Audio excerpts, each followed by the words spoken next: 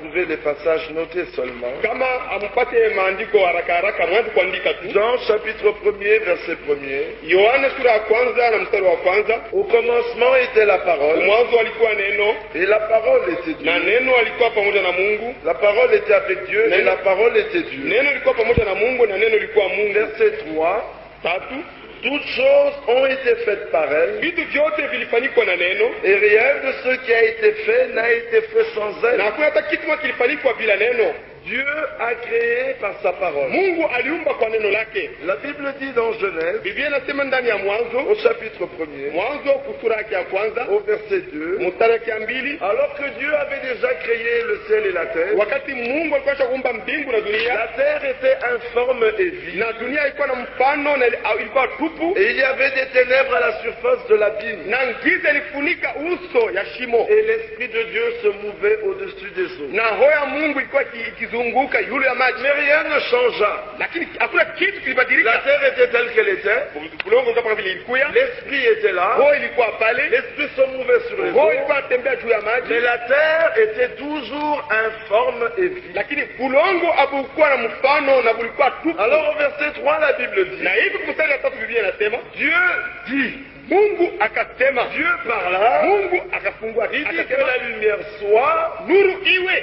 Et la lumière fut. Na nuru ikawa. D'informe et vide qu'elle était. Bulongo alikuwa na mfano na ilikuwa tupu. Pour la transformer afin que devienne un jardin, un Éden. Dieu kuigeuza ikuwe bustani ya Edeni. Dieu utilisa la parole. Mungu akatumia neno. Dieu crée par sa parole. Mungu anaumba kwa neno. Dieu transforme par sa parole. Mungu anabadilisha kwa neno. Et Dieu soutient toutes choses par sa parole. Na Mungu anasimamisha kila kitu kwa neno lake. Dans Hébreux au chapitre 1er. Ndani wa Ibrania sura ya kwanza, la Bible dit au verset 3. Biblia inasema kwa mstari wa 3, le Fils est le reflet de la gloire de Dieu. Mwana ni picha ya utukufu ya Mungu. Et l'empreinte de sa personne. Na kucha ya umutu wake. Et il soutient toutes choses par sa parole puissante. Na anasimamisha kila kitu kwa neno lake la uwezo. Il crée par sa parole. Eko naomba kwa neno lake. Il transforme par sa parole. Eko nakeuza kwa neno lake. Il soutient par sa Eko parole. nasimamisha kwa neno lake. Si vous voulez avoir la paix, kama unapenda kuwa na salama, les hommes pensent obtenir la paix par les choses de ce monde. Watu wanadhani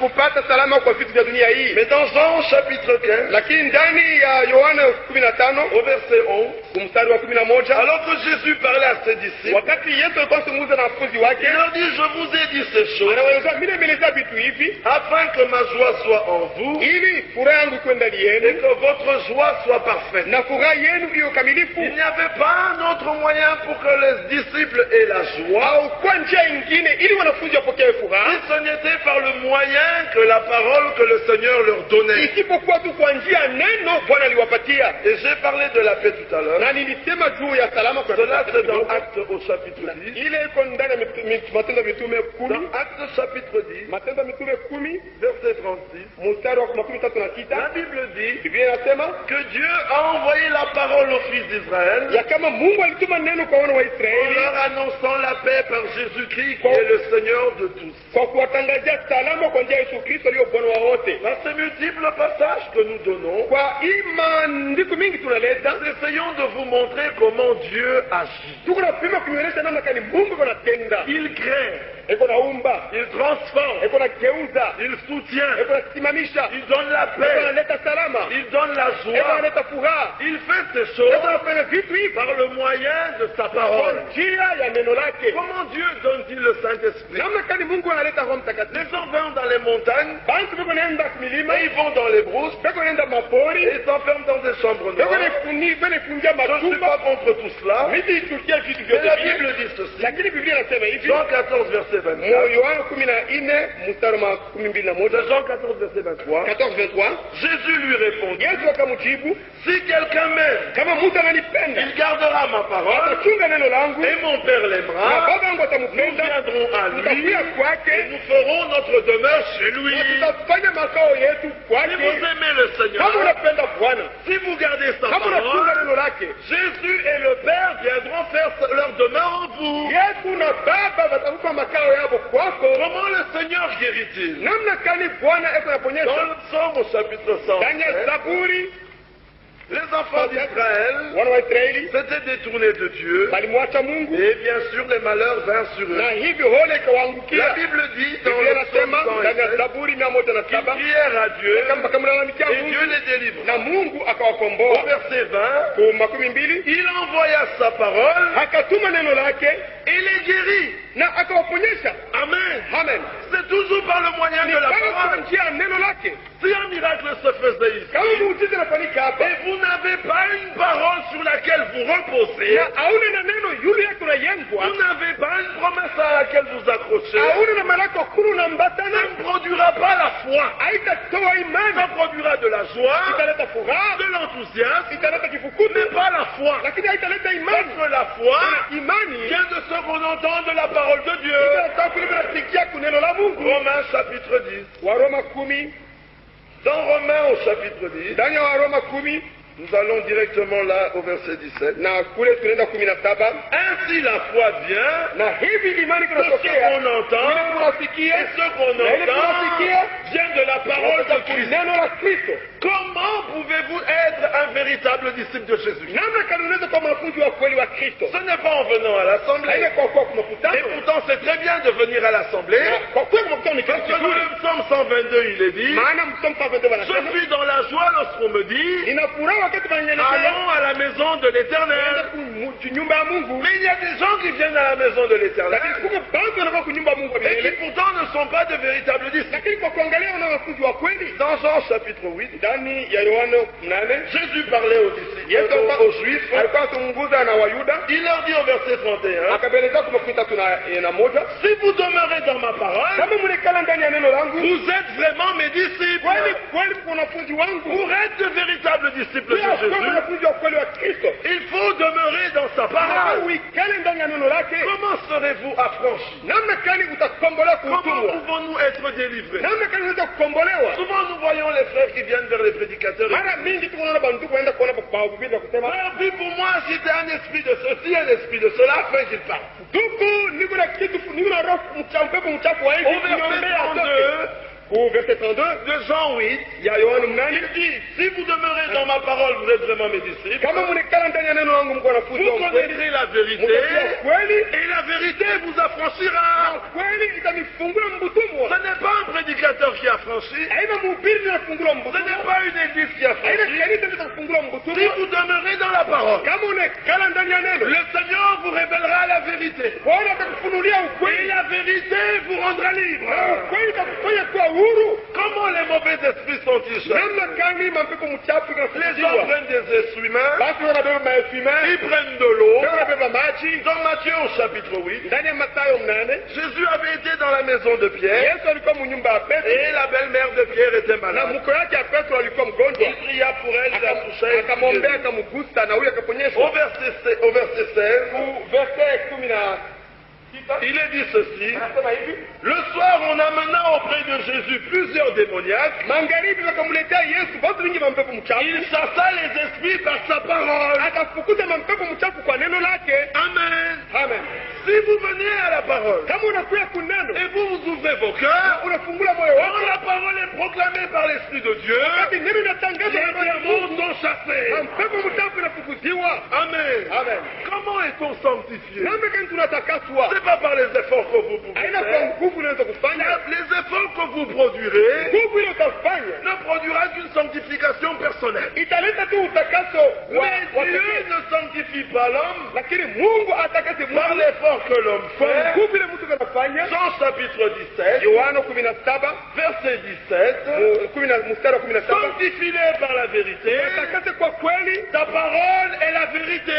neno lako ndio kweli. Dieu sanctifie par sa parole. Mungu anatakasa kwa neno lake. Comment le Seigneur purifie-t-il? Namna gani Bwana anasafisha? Toujours par sa Na parole. ni mpaka kwa neno lake. Éphésiens chapitre 5, Wa Efeso tano il est dit là au verset 26. na kule wanasema kwa 26 Commençons au verset 25. tuanzie kwa 25. Marie, que chacun aime sa femme, Mabwana kila mmoja apende bibi yake comme Christ a aimé na vile l'Église Kristo alipenda kanisa et s'est livré na lui-même pour akajitoa elle, yeye mwenyewe juu yake afin de la ili sanctifier, apate kulitakasa en la kwa purifiant kuinawisha et en la na lavant kwa par kuisafisha l'eau de la kwa parole. njia maji ya neno. La parole a une importance capitale. Neno iko ya lazima sana. Comment pouvez-vous naître de nouveau? Namna gani unaweza kuzaliwa mara ya Ce pili? n'est pas par la volonté de l'homme. Si kwa mapenzi ya mtu, Ce n'est pas par la volonté de la chair ni du sang. si kwa mapenzi ya mwili au ya damu, Ce n'est même pas par votre propre volonté. haina hata kwa mapenzi yako yenyewe. Jean chapitre 1er,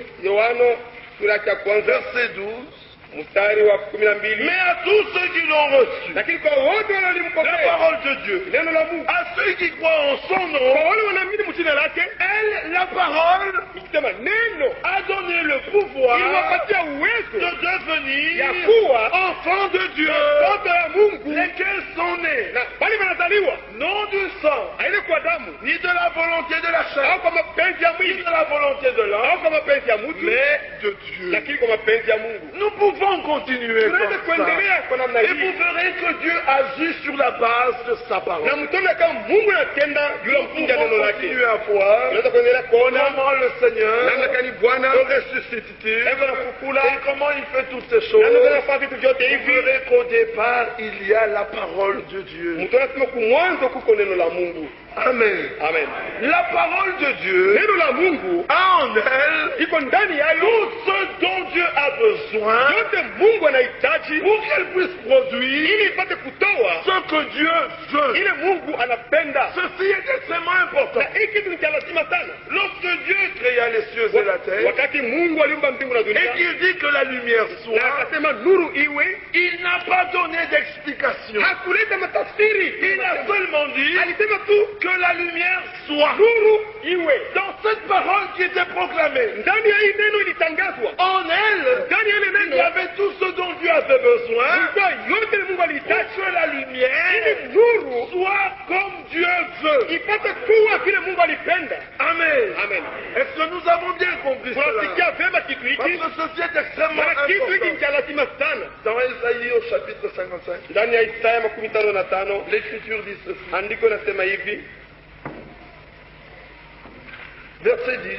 kukumi, Comme la pluie et la neige sawa vile mvula na tombent theluji des cieux viko vinatokea kumbingu et n'y retournent pas sans avoir arrosé et fécondé la terre na avirudie bila kumwangia bulongo et fait germer les plantes, na kuotesha sans mayani avoir donné de la semence au semeur et du pain à celui qui mange. bila kuleta mbegu na mkate kwa ule kuna Ainsi kuiva. en est-il de ma parole, Ni namna moja moja ya neno qui langu sort de ma bouche, inatoka mkinywa et ne yangu retourne point à moi, na irudi kwangu sans effet, bila kufanya kazi, sans avoir exécuté ma volonté bila kutimiza mapenzi et yangu accompli mes desseins. na kutimiza mawazo yangu. Lorsque la parole Wakati neno sort de la bouche de Dieu, inatoka mkinywa ya Mungu, Dieu n'a pas besoin de prier. Mungu hahitaji kuomba, Dieu n'a pas besoin de faire un effort. Mungu hahitaji kufanya nguvu. Dans sa parole, Ndani ya neno lake il y a tout ce dont il a Mungu besoin yote ile anahitaji pour qu'avant que cette parole revienne à ili lui, mbele ya ile neno kurudi kwake elle est parfaitement accomplie pate kutimizwa ukamilifu la volonté de Dieu. mapenzi ya Mungu. Amen. Amen. Nous allons voir cela en exemple. Tutaona hii kitu mifano Dans Jean 11, ndani ya Jean 11. Lazare était mort. Lazaro alikufa Et c'était déjà le 4e jour. na ilikuwa siku ya ine, Il pourrissait déjà. alikuwa naoza, Sa santé déjà alikuwa mauvaise. anatosha harufu Les mbaya vers rongeaient sa chair. na mavinyo ilikuwa kula La mango yake corruption s'était installée. na hivi mongo kilikuwa katika Mais en katika, Israël, lakini Mwisraeli on embaume les morts. banaanza kupakala dawa moya bafu On injecte des produits qui ndio bana batwanga malawa peut-être peuvent ralentir la corruption. juu mtu asioze bupeshi. Peut-être qu'on peut enlever certains organes pour que la corruption ne soit pas accélérée. Tangi baanza kukata kuvitu ngine pa maungu juu asioze Et bupeshi. tel était le cas de ce cadavre mort. Na ndio vile huyu mtu mwenye kufa alikuwa Lazare était déjà corrompu. Lazaro Mungu yake kwetu kuanza kuharibika. Son âme était dans le séjour des morts. Nafsi yake ilikuwa muhadesi. Le corps était resté seul. Mwili ilibaki peke Il n'y yake. avait pas de vie. Haukuwa Il n'y maisha, avait pas d'âme. haukuwa Il nafsi, n'y avait pas d'esprit. haukuwa roho. Et Jésus était là. Na Yesu alikuwa pale. Il dit à leur sœur, Akaeleza baba si yake, vous croyez, kama mnaamini, vous verrez la gloire de Dieu. mtaona utukufu wa Mungu. Et devant le tombeau, Na mbele ya kaburi il leur dit, ôtez la pierre. alipeleta mtoto libwe. Marthe dit, Martha mais akasema, Seigneur, Bwana, ça fait 4 jours. masiku inapita ine, inakuwa anaanza kuoza, anaanza kuwa nanuka. Asema, Ne t'ai-je pas dit sikuelezea sema, que si tu crois, kama tu unaamini, verras la gloire de Dieu. utaona utukufu wa Mungu. Alors ils ôtèrent la Na pierre. hivi basi wakatosha jiwe. Jésus n'a prononcé que 2 mots. Mungu alisema tu, Yesu alisema sauti mbili tu. Lazare, Lazaro, sors. toka. Il n'a pas expliqué. Hakutafsiri. Il n'a pas dit âme revient dans son corps. Hakusema nafsi rudia mwili yake. Il vivifie le corps. Oh, roho, patia uzima kwa Il n'a mwili. pas dit et un nouveau cœur. Kuwa na roho mpya. Et de nouveaux poumons. Kuwa na mapafu mpya. Non. No. Il a dit Alisema, Lazare sort. Lazaro, toka. Lorsque la parole de Dieu sort, Wakati neno la Mungu linatoka, elle accomplit toujours son œuvre. kila mara inatimiza kazi yake. Amen. Amen. Ce que les croyants ont besoin, Ile waaminifu wanahitaji c'est que leur cœur soit ouvert. ni mioyo yao iwe wazi. Amen. Amen. Si le cœur est ouvert, Kama moyo umefunguliwa, que tu le comprennes, uisikie que tu ne comprennes pas, au usisikie, la parole de Dieu agira. neno la Mungu itafanya kazi. Amen. Amen. Voilà pourquoi nous ne voulons pas autre chose. Nasema kwa nini asipande kitu Si kingine? ce n'est la parole de Dieu. Isipokuwa tu neno la Mungu. Lorsque la parole de Dieu sort, Wakati neno la Mungu linatoka, l'Esprit suit toujours la parole. roho inafuata neno. Alléluia. L'Esprit suit la Roho parole. inafuata neno. Pourquoi? Sia nini? Afin de la vivifier. Ili ipate kuipatia uzima. Afin qu'elle prenne vie. Ili ikuwe na uzima. Hébreux 4 nous dit, Waebrania 4 inasema au verset 12, kwa mstari wa 12, la parole de Dieu neno la Mungu est agissante. iko na kufanya kazi. Amen. Amen. Elle est efficace. Iko na uwezo. Elle est tranchante. Iko na makari. Dieu agit Mungu par anatenda sa parole. kwa neno lake. Amen. Amen. Au commencement était la Mwanzo parole. alikuwa neno. Alléluia. Amen. Et la parole était avec Dieu. Na neno ilikuwa pamoja na Mungu. Et la parole était Na Dieu. neno ilikuwa Mungu. Christ, Kristo l'Esprit, Oh. est le germe eko ni mbegu ya uzima. qui fait agir la parole. Iko nafanya neno ipate Ceci kufanya est kazi. extrêmement important. Na hiki kitu cha lazima ndugu. Parce que dans les choses de Dieu, Maana ndani ya vitu vya Mungu c'est Dieu qui est en action. ni Mungu ndiye anafanya kazi. Dieu n'a pas dit, Mungu akusema Paul va me bâtir une église. Paulo atanijengea Non, kanisa. il n'a Hapana. pas dit Pierre, bâtis-moi une église. Akusema Petro jenga kanisa. Il n'a pas dit Branham, bâtis-moi une Akusema église. Branham unyenge kanisa. Non, Hapana. la prophétie disait, Unabii ulisema Zacharie chapitre 6, Zakaria 6 verset 12, mstari wa 12. un homme, Mtu mmoja. appelé le germe, Pardon? appelé le germe. Alikuwa Le anaitwa germe, c'est la vie qui est dans la semence. mwenye kuitwa Bujima. Un homme, Mtu mmoja appelé le germe, mwenye kuitwa Bujima germera en son lieu. ataota mwaka Et il me bâtira un temple. na atanijengea hekalu. Cet homme-là, Ule mtu c'est Jésus-Christ. ni Yesu Kristo. Personne d'autre. Hakuna mtu mwingine. Parce que les choses de Dieu, Vitu wa Mungu. Dieu lui-même est entré en action. Mungu yeye mwenyewe anafanya kazi. Autrefois, il nous avait parlé par les prophètes. Zamani azungumza nasi kwa njia ya Mais nabii. aujourd'hui, Lakini leo, Hébreux chapitre 1er, verset 2, Waebrania 1 mstari wa il 2 nous a parlé par le Fils. alisema nasi kwa njia ya mwana. Amen. Amen. Ceci est extrêmement Na kitu important. hiki cha lazima sana. Amen. Amen.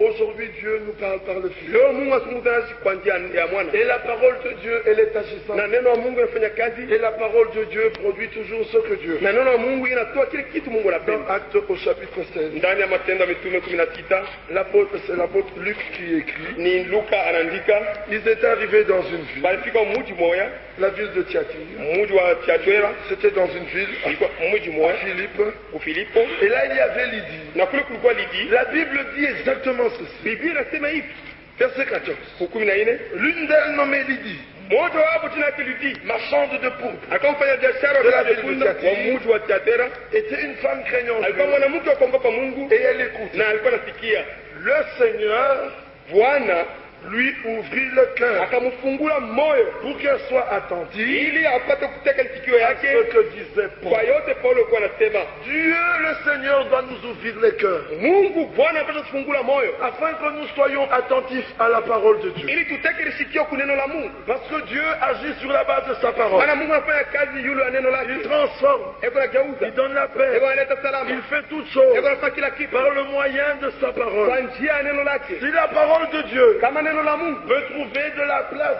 dans ton cœur inaweza kupata fasi mu moyo et wako que ton cœur ait été travaillé na moyo wako ilikuwa ili kutumikiwa comme Dieu le demande, kama vile Mungu anaomba, mon frère, ndugu, ma soeur, dada, la parole, neno pas toi, hapana wewe, la parole neno accomplira en toi itatimiza ndani yako ce que Dieu veut. ile Mungu anapenda. Amen. Amen.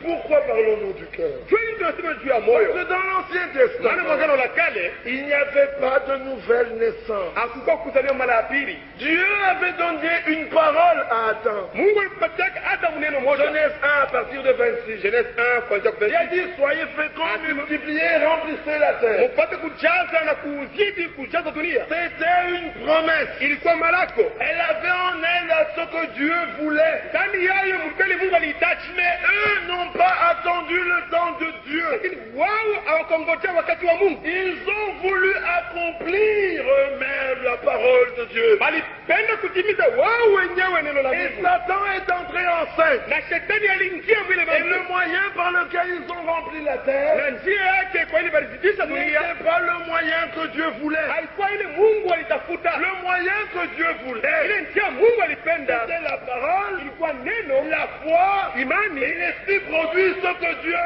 veut. na roho inatoa ile Mungu anapenda. Et ils sont entrés en action. Lakini wao wanaanza kufanya Ils kazi, ont suivi le conseil de Satan. walifuata shauri ya shetani Et ils ont produit, na walitoa, quand ils produisent, walitoa nini? des enfants de mort, Batoto ya lufu ayant été engendrés wenye kuzaliwa par la voie que Satan leur avait kwa montrée. njia ile shetani alibonesha, Ils ne pouvaient avoir en eux que la mort. ndani yao walipaswa kupata Alors lufu. la Bible dit dans Genèse 6, Hivi Biblia inasema ndani ya Mwanzo sita,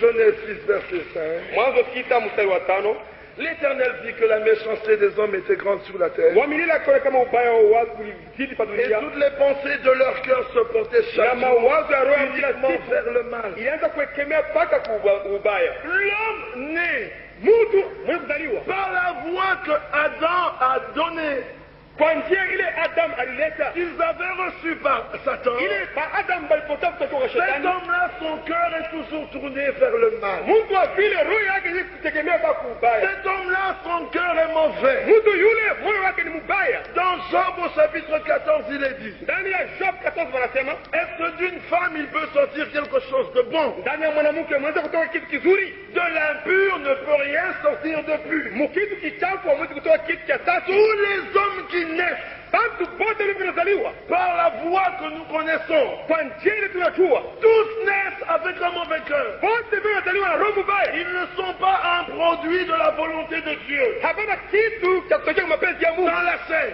mumwili, automatiquement ils naissent avec un mauvais cœur. na pale pale waliozaliwa na roho Et ce mbaya, cœur-là, na ile moyo, quoi que soient les efforts qu'ils veulent faire, hata kama pale basi wanapenda kufanya nguvu, ne produira jamais la vie. ile roho hawezi kutosha uzima De l'homme ndani ya ne mtu, peut pas sortir la vie. hamwezi kutoka uzima. La vie éternelle Uzima milele vient de celui qui est éternel. unatokea kwa ule aliye La wa vie milele. éternelle Uzima milele vient de Dieu unatokea kwa lui-même. Mungu peke yake, Et les hommes ne produisent entre eux que la mort. na bantu vya tosha mpaka lufu. Alors tous les efforts qu'un homme peut Na faire hivi nguvu yote mtu ne anaweza produira kufanya pas la vie. haitaleta Et uzima, la loi fut donnée à l'homme. na amri wakampatia Mais Mungu. Paul nous Lakini dit Paulo anasema que la loi a démontré ya kama amri dans ilionyesha Romains 3 ndani ya Warumi que 3 tous sont menteurs. anasema wote ni wapongo, Aucun n'est bon. hakuna hata mmoja kwa mzuri, Aucun n'est juste. hakuna mmoja mwenye haki, Tous sont perdus. wote ni wenye kupotea, Tous ont péché. wote walifanya dhambi, Et tous sont privés de la gloire. na wote wanakosa utukufu. Le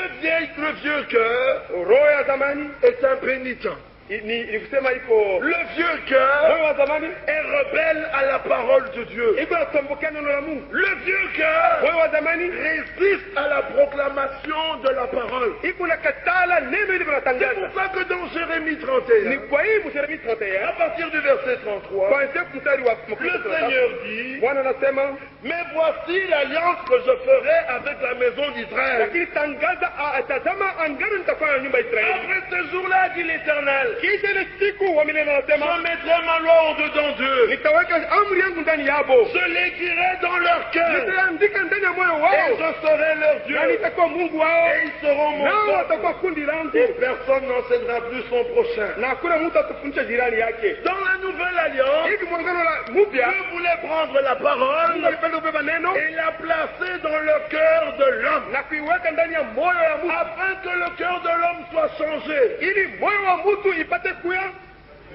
ipate kugeuka. Avec le vieux cœur, Na moyo wa on zamani ne peut pas marcher dans la voie du Seigneur. hawezi kutembea ndani ya njia ya C'est Mungu. pour ça que dans Ézéchiel 36, Ni sababu hii ndani ya Ezekiel le 36 Seigneur dit ceci. Bwana anasema hivi kuanzia kumstari wa 26, Il dit ceci. anasema hivi, Je vous donnerai un cœur nouveau namipatia moyo mpya, et je mettrai en vous un esprit taweka nouveau. ndani yenu roho mpya, J'ôterai de votre cœur le cœur de pierre tatosha ile roho ya et maibwe, je vous donnerai un cœur de chair. tamipatia roho ya minofu, Je mettrai mon esprit en taweka vous roho yangu ndani et yenu, je ferai en sorte que vous suiviez mes na ordonnances nitafanya kwa namna mpate et que maagizo vous langu pratiquiez mes lois. na mpate kutimiza amri yangu. Pourquoi?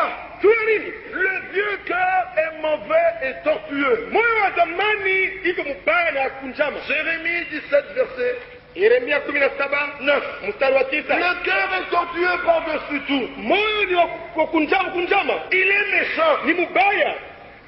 Et au verset 1er, il dit, Na kumoja wanasema le péché de Judas dhambi ya Yuda est écrit avec un burin de fer, inaandikwa na chuma avec une pointe de diamant. na nchongo ya diamant, Il est gravé sur la table de leur cœur. na inaandikwa yule ya meza ya moyo wao. Le péché est dans le cœur. Dhambi iko ndani ya moyo, Ce n'est pas ce qui entre dans la bouche qui souille l'homme. aina ile kuingia mkinywa ndio inachafua mtu. Non. Hapana. Les pharisiens avaient mené cette guerre avec Jésus. Wafarisayo walifanya vita na Yesu, Et Jésus leur dit, na Yesu akawaelezea, vous m'honorez des lèvres. nini mwe nitukuza kuna midomo tu, Des lèvres, vous midomo m'honorez. kumidomo mwe Vous nitukuza, venez dans le temple, mnakuwa mwekalu, vous venez adorer, mnakuwa kuabudu, vous faites des sacrifices, mnafanya vous masadaka, essayez de pratiquer la loi, mnapiga kufanya on ne amri, vous voit pas voler, abamioni mko on ne vous naiba, voit pas tricher, abamioni mko on ne vous voit pas nafanya commettre abamioni adultère. mfanya usharati. Mais votre cœur, Moyo wenu, voilà où est le problème. nasema mambo pale iko. Votre cœur, Moyo le wenu, cœur est loin de moi. moyo wenu iko mbali nami. Matthieu 15, Mathayo 15 c'est ce qu'il dit au verset. ndio ile anasema 18, Ce peuple m'honore des lèvres, kundi ile nitukuzo kwa mais midomo, son cœur est loin de lakini moi. roho yake iko mbali nami. Verset 10. 10, Ayant appelé à lui la foule, kisha kuita kwake kundi, il lui dit, akasema, écoutez musikie et comprenez. na musikie maana, mfungule masikio msikie maana. Vous avez compris? Nasikia Ce n'est pas ce qui entre dans la bouche de l'homme qui souille l'homme, aina iko inaingia mkinywa wa mtu na kuchafua mais mtu, c'est ce qui sort de la bouche. lakini ile inatoka kukinywa. Alors les disciples Na disent, hivyo wanafunzi wakasema, mais les pharisiens ont été scandalisés. Wafarisayo walikwala. Aujourd'hui encore, il y a des pharisiens Leo qui tena sont peut-être scandalisés. Wafarisayo saa ingine watakwala Parce tena. que ce n'est pas ce qui entre dans la bouche de l'homme qui le souille. Aina iko inaingia kukinywa wa mtu na mchafua. Non, Hapana, c'est ce qui sort de la bouche de l'homme qui le souille. ile inatoka mkinywa wa mtu ndio Ce mchafua. qui entre dans la bouche de l'homme Ile inaingia mkinywa wa mtu va dans les lieux secrets. iko naenda mfazi ya siri. Mais c'est ce qui sort de la bouche de l'homme. Ni ile inatoka kinywa wa Voilà mtu. ce qui le souille. Tazama ile kuna Et il mchafua. continue au verset 18. Anaendelea 18, Il dit, verset 19, 16, car c'est du cœur maana ni moyo que viennent les mauvaises pensées, ndio mwanatokea mawazo mubaya, les meurtres, uwaji, les adultères, usharati, les débauches, ujumba, les vols, wizi, les faux ushuhuda témoignages, bongo, les calomnies. kulanjiana mambo. Vous voyez, Unaona, c'est du cœur ni muroho que viennent toutes ces ndio choses. kunatoka vile vitu vyote. Ce n'est pas ce qui va entrer dans la bouche. Aina ile itaingia mkinywa wa Il va mtu se mettre à le souiller. ndio itaanza kumchafua. Ce qui sort du cœur de l'homme, Inatoka muroho ya c'est mtu ce qui souille ndio l'homme. ile kunachafua mtu. C'est dans le cœur Ni mumoyo qu'il y a toutes ces mauvaises choses. ndio mko vile vyote vyote Le vibaya. vieux cœur Roho ya zamani est rempli de révolte contre Dieu. inaiana na kutomboji kutombokea Mungu. Le vieux cœur, Roho ya zamani quand la parole de Dieu sort, wakati neno la Mungu il linatoka résiste, iko na katala. Examinez-vous. Sasa Et ujiangalie. si vous résistez à la parole, One kama roho iko na même katala. un peu, Hata kidogo c'est tu. suffisant pour que vous compreniez. Kidogo tu ni Vous êtes encore charnel. ni tu itakusaidia kusikia kama kwa kimwili. Parce que dans Jérémie chapitre 18, Ndani ya Yeremia 18 là-bas au verset 12, kule kumstari wa 12 l'Écriture dit ceci. andiko nasema hivi, Après que le prophète ait parlé à Israël, kisha wanabii kusema na Israeli, et au verset 11 leur disant que chacun revienne de sa mauvaise voie, kila mmoja atoke munjia yake mubaya. verset 12, 12 mais il dit, lakini wakasikia nasema c'est en vain, ni bure, nous suivrons nos pensées, tutafuata mawazo yetu, nous agirons chacun tutatenda kila mmoja selon les pensants de notre mauvais cœur. kufuatana na tamaa roho yetu mubaya. L'homme qui a un mauvais cœur, Mtu wa roho mubaya, même si la parole lui dit ceci, hata mimi namwelezea hivi, au-dedans de lui il dit un. ndani yake nasema Il hapana, agit quand même selon sa pensée. hata kama nasikiana na Mungu atafuata mawazo Celui yake. qui est de Dieu Yule aliye wa Mungu ne fait pas ça. hatafanya vile. Le nouveau cœur Roho mpya ne fait pas ça. haifanyake vile. Regardez comment le nouveau cœur. Mwangalie vile roho mpya inafanyake, inatendaka. 1 Jean chapitre 3. Yohana wa kwanza sura 3 Nous sommes au verset 9. tuko kwa mstari wa 9. Quiconque est né de Dieu Mtu yote mzaliwa kwa Mungu ne pratique pas le péché afanyake dhambi, parce que la semence de Dieu maana mbegu ya Mungu demeure en lui. inekala ndani yake. Quel est le péché? Dhambi ni nini? C'est l'incrédulité. Kutokuamini. Le nouveau cœur Roho mpya ne résiste pas à la parole. haikatale neno, hapana. Non. Hapana. Vous pouvez trébucher, Unaweza kukwala, broncher unaweza kukwala dans votre marche mwenendo et wako dans vos actes, na vitendo yako, même si vos pieds s'égarent, hata kama mikono yako inapotea, votre moyo cœur wako reste au Seigneur. utabaki kwa Bwana, Votre moyo cœur wako reste à sa parole. utabaki kuneno lake. Celui dont le cœur s'égare, Lakini ule moyo wake unapotea, celui-là, ule il est désagréable.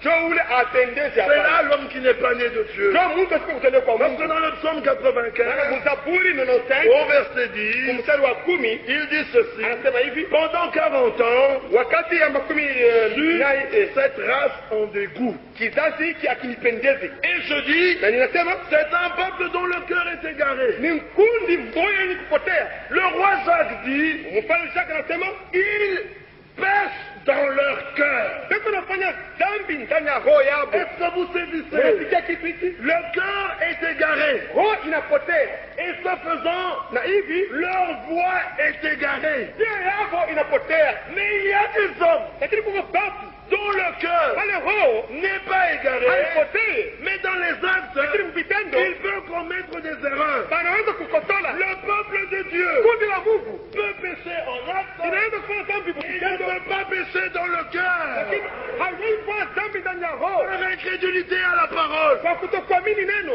C'est comme ça qu'était David. Ndio hivi Daudi alikuwa. Amen. Amen.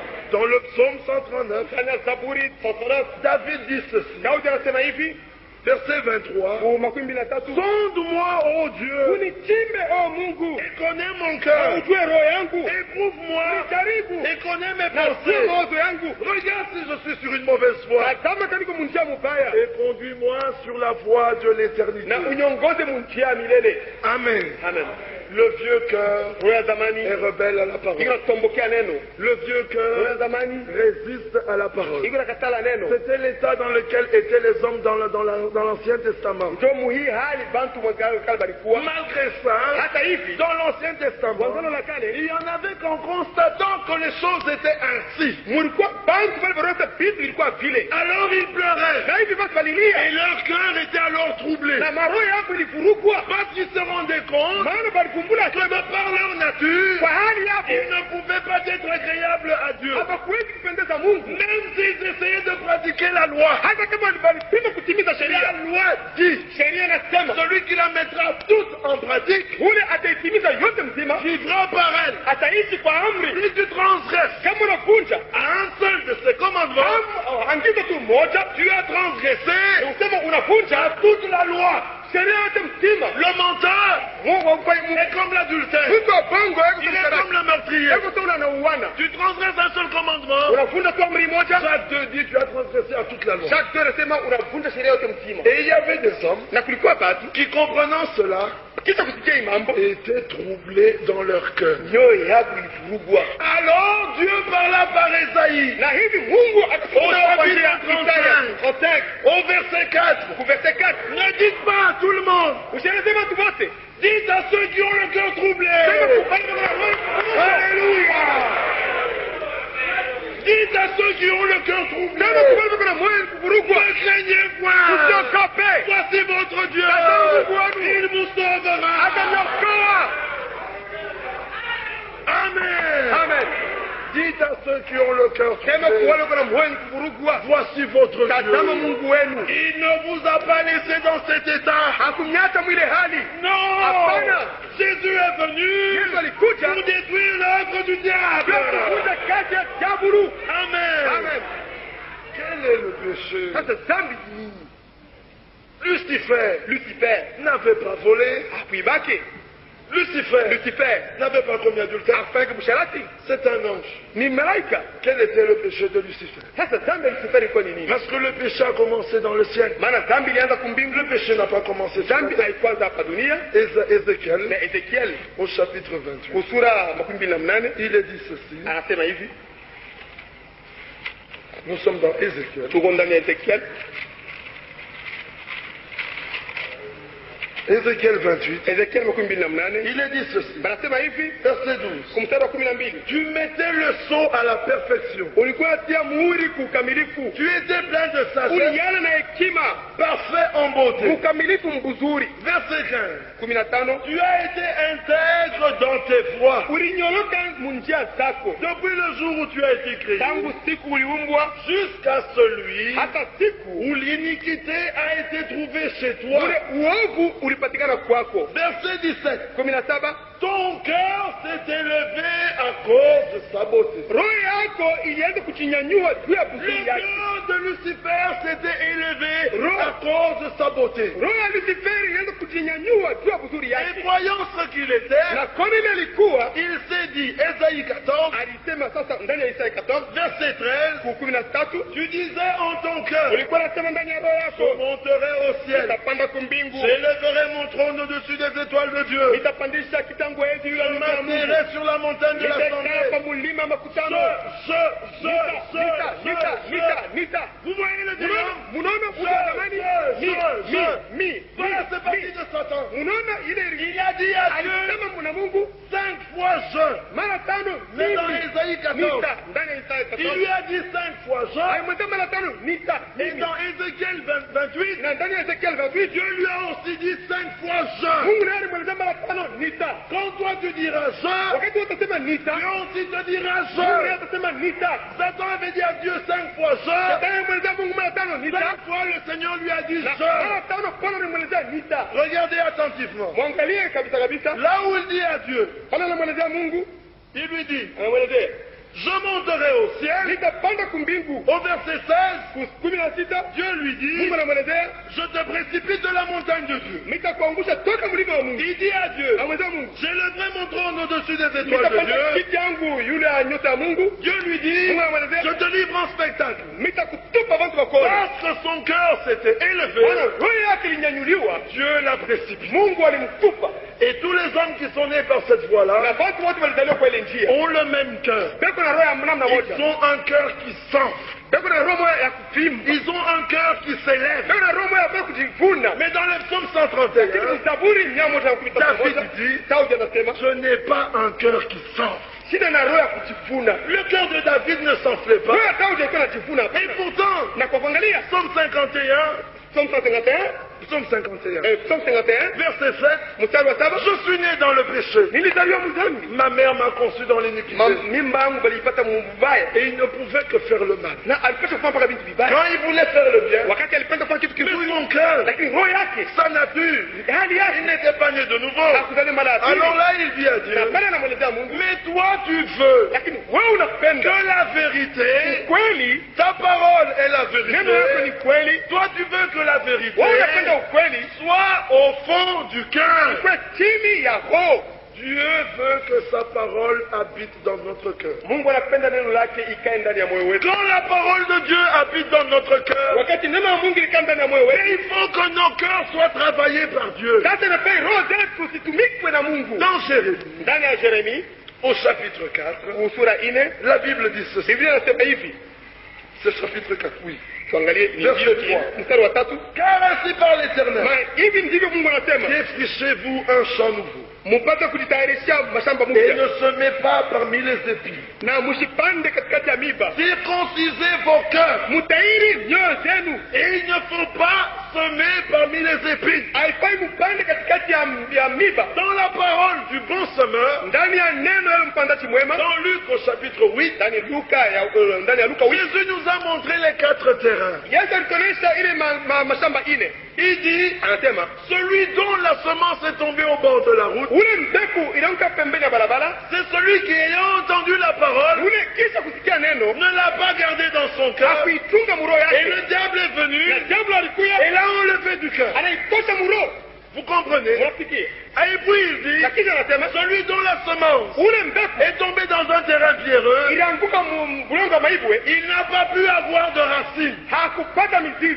Une petite tribulation, Kama teso tukaloko, et la plante fane. na ile pamba yani yanguka. Il n'y a pas de fruits. Hakuna matunda. Il dit, celui qui est tombé parmi les épines, Ule ilianguka miba, les soucis de la vie, mangaiko ya maisha, et ça a étouffé la semence. na ilifunika na Et la semence, c'est la parole. kujipiria ile mbegu na mbegu ni Mais neno. celui Lakini ule qui reçoit la parole unapokea neno dans un cœur honnête ndani ya moyo kunyoroka et bon, mzuri, une semence mbegu en produira 60. mbegu moja itatoa 60. Parce que ce n'est pas lui, Maana haina ye, c'est la parole. ni neno. Il faut que la parole Inafaa neno trouve de la foi dans le cœur ipate imani ndani ya moyo et que le cœur soit prêt, na moyo iko tayari. comme David Na a Daudi dit, alisema, Seigneur, Bwana sonde-moi. unichimbe, Si je suis sur une mauvaise kama niko voie, munjia mubaya ramène-moi sur ta voie. unirudishe munjia yako. Quel était le cœur de David, mes frères? Roho ya Daudi ilikuwa nini? Dans le psaume 17, Ndani ya Psalm 17 David dit ceci, Daudi anasema hivi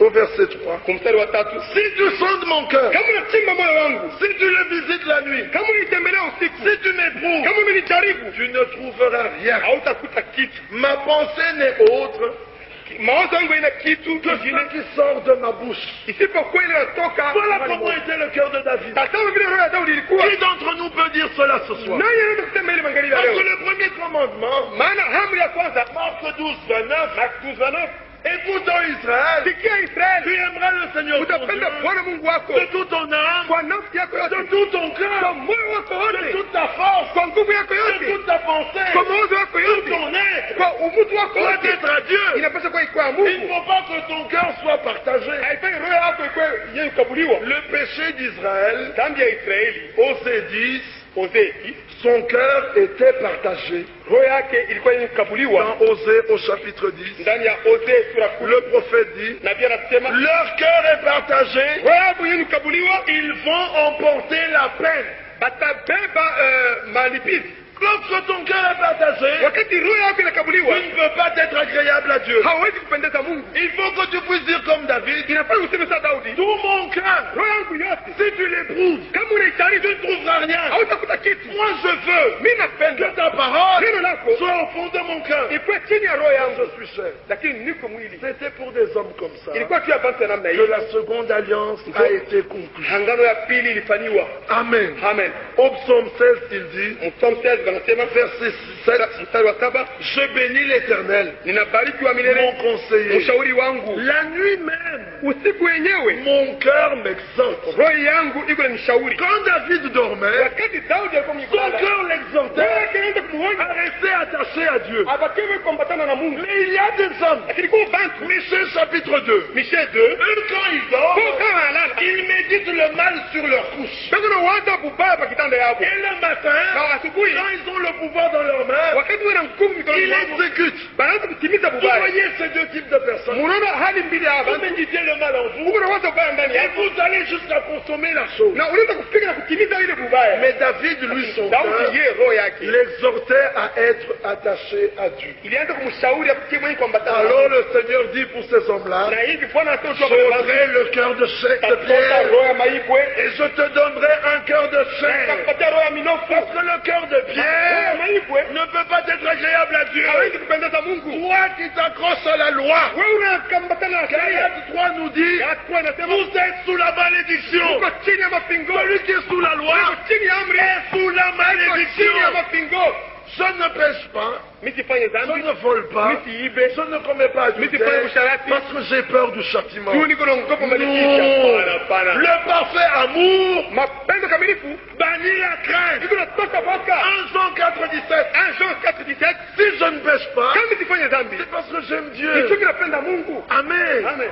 Comment lui qui est mort pour moi, Kama kani yule qui est alijiria. mort pour mes péchés, Yule alikufa tu dhambi yangu. comment pourrais-je encore vivre dans le péché? Kama kani nitaendelea kuishi Mais mdhambi. je suis mort. Lakini niko mwenye Si kufa. je suis mort, Kama niko mwenye kufa. c'est que je vis pour Christ. Sasa niko naishi juu ya Kristo. L'homme qui a peur du châtiment Mtu anaboka malipizi est encore sous la loi. engali chini ya sheria. Il marche encore sous la Kama loi. anatembea chini ya sheria, Il a peur du châtiment. anaboka Il malipizi. n'a pas expérimenté la grâce. Hakuonja Celui qui neema. est sous la loi Eko chini ya sheria, est sous la malédiction. eko chini ya mapingo. Vous n'êtes pas sauvés Hamwokolewe parce que vous jeûnez juu mnafunga et chakula, vous priez. juu mko naomba. Non, Bana, c'est par la si grâce kwa neema que vous êtes sauvés. mnaokolewa, Et cela est un don de Dieu. na ile ni zawadi ya Mungu. Dans Jérémie 17, Ndani ya Yeremia 17 il disait, alikuwa anasema sauve-moi uniokoe et je serai sauvé. na nitaokolewa, Guéris-moi et je serai guéri. uniponyeshe nitaponyeshwa. L'homme ne pouvait pas se sauver. Mungu hakuwezi kuchokoa. Adam a essayé. Adamu alipima, C'est la loi. ni sheria. Il a vu qu'il était nu. Aliona sasa kwa uchi, Après avoir bien consommé le péché, kisha kufanya dhambi, il a réalisé qu'il était nu anakumbula sema kwa et uchi, il a mis des feuilles de na figues. anaweka mayani ya mtu. C'est ce que les croyants font. Ndio ile waaminifu wanafanya. Ils voient qu'ils ont mal agi Anaona sasa matendo et mbaya, ils essayent de bien marcher. banapenda kutembea mzuri. Dorénavant, Na kuanzia je leo ne fais plus, je ne fais plus.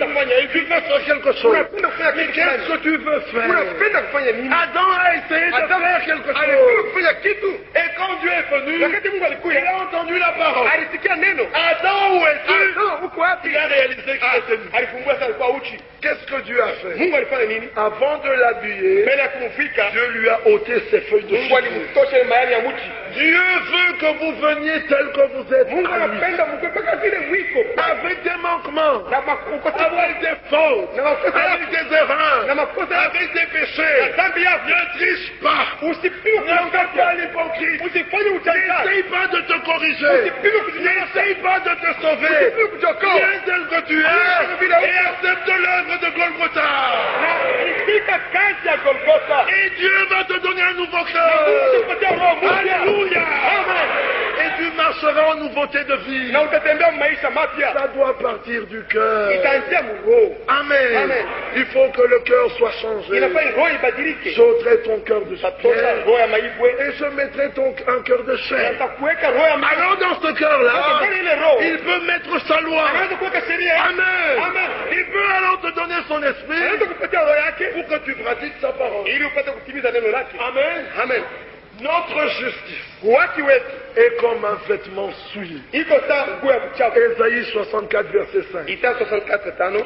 Toute notre justice Wote yetu yote est comme un vêtement souillé. iko sawa nguo ya kuchafu. Par aucun effort, Hata kwa nguvu moja nous pourrons produire quelque chose. hatuwezi kufanya kitu. Christ serait-il mort en vain? Kristo alikufa bure? Non, mes frères. Hapana ndugu. Nous devons être des croyants Tunapaswa kuwa qui waaminifu. étant placés sous le sang de Golgotha, Tuweka chini ya damu ya nous puissions Golgotha. sentir Tupate kusikia cette puissance agir dans notre vie. ile uwezo unafanya kazi ndani ya maisha yetu. Amen. Amen. La prédication de la croix Mahubiri ya msalaba est une puissance ni uwezo qui délivre du péché, ili wakombola qui kutani. sanctifie, Iko natakasa. qui transforme, Iko nageuza. qui donne la vie Iko na éternelle, uzima wa milele. qui baptise du Saint-Esprit. Iko nabatiza kwa Roho Mtakatifu. Amen. Amen.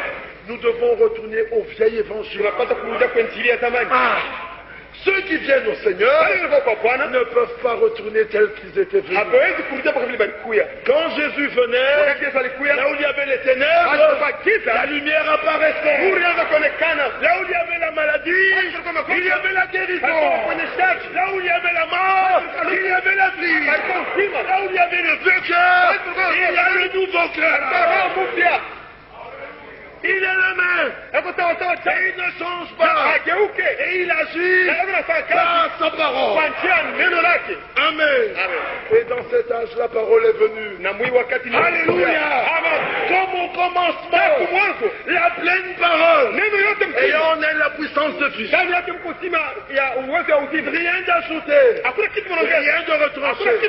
La même parole. La parole de vie. Amen. Alors qu'est-ce que nous en avons fait? Nous devons la placer dans notre cœur.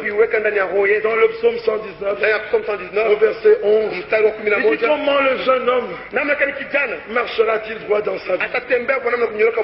C'est en marchant d'après ta parole. Alors tout de suite il dit, je serre ta parole dans mon cœur afin de ne pas pécher contre toi. Amen. Bien-aimés frères, les pharisiens étaient droits. Et vous ne savez pas être droits comme eux. Et Matthieu 23, Jésus leur dit, malheur à vous. Vous lavez l'extérieur et l'intérieur est souillé. Lavez d'abord l'intérieur afin que l'extérieur soit comme l'intérieur. L'œuvre doit partir de l'intérieur pour se répercuter sur le corps. Amen. Vous portez de longs vêtements, on ne met pas de bijoux, on ne se maquille pas, et on a assez de caractère pour battre son mari. Ça ne sert à rien. Tous les jours à l'assemblée, de grands chants et de longues prières. Tout le monde peut voir et entendre. Même si tu donnais ton corps à être brûlé pour les autres, ça ne sert de rien. Si tu n'as pas l'amour, même si tu vendais tous tes biens, et tu les donnais aux pauvres, ça ne sert à rien. Il faut que ça commence par le cœur. Amen. Lorsque le cœur est changé, ce croyant-là n'a pas besoin de prédicateur pour qu'on le pousse.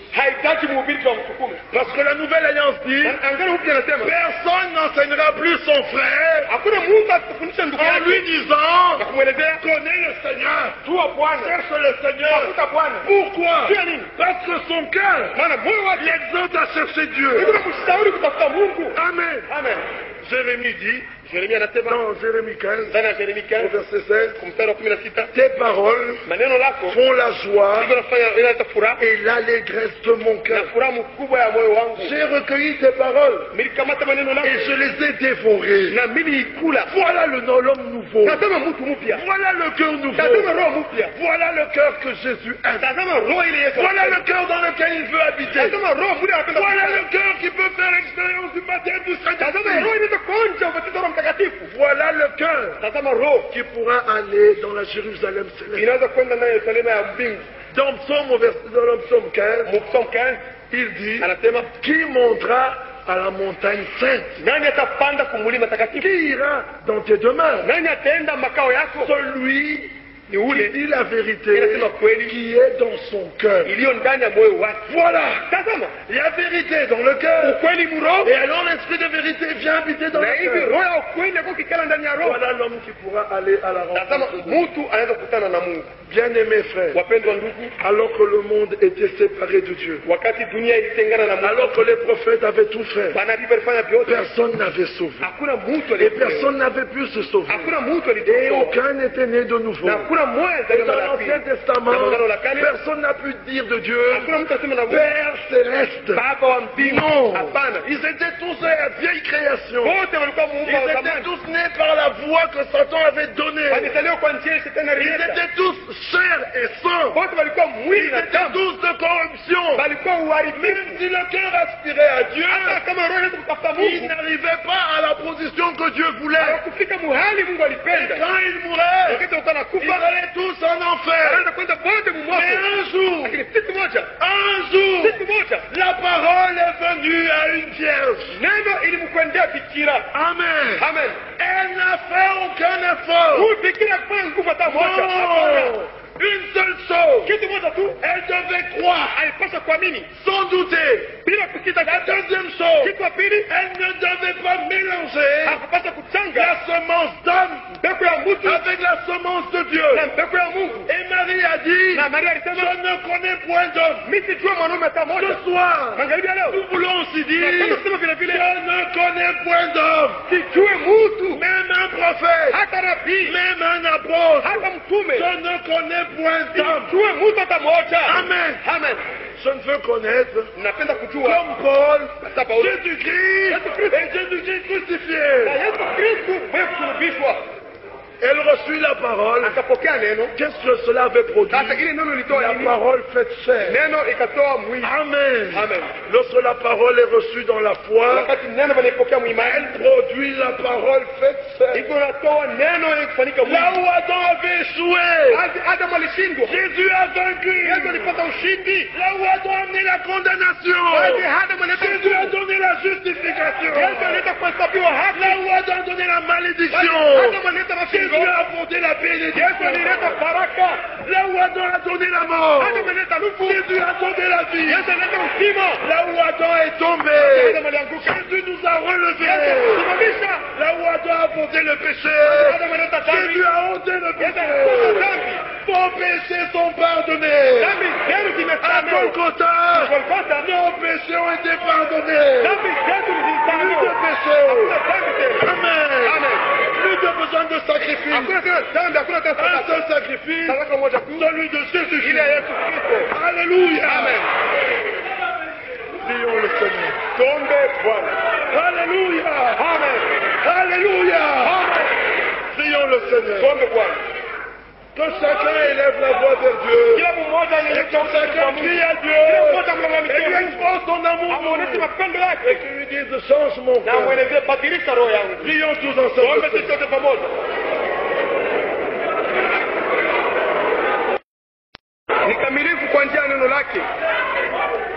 Si nous croyons cela,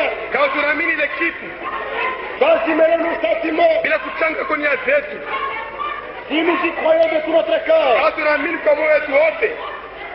la parole de Dieu atteindra son but.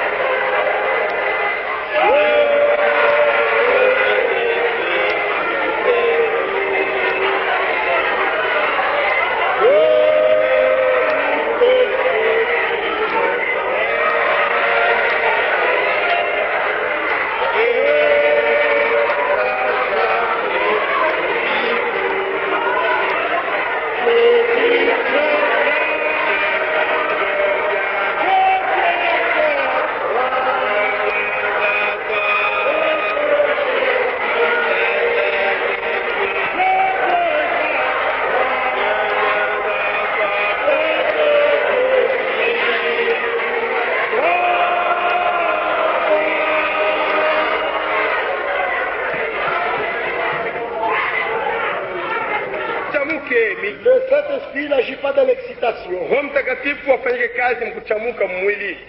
C'est dans la douceur qu'il agit.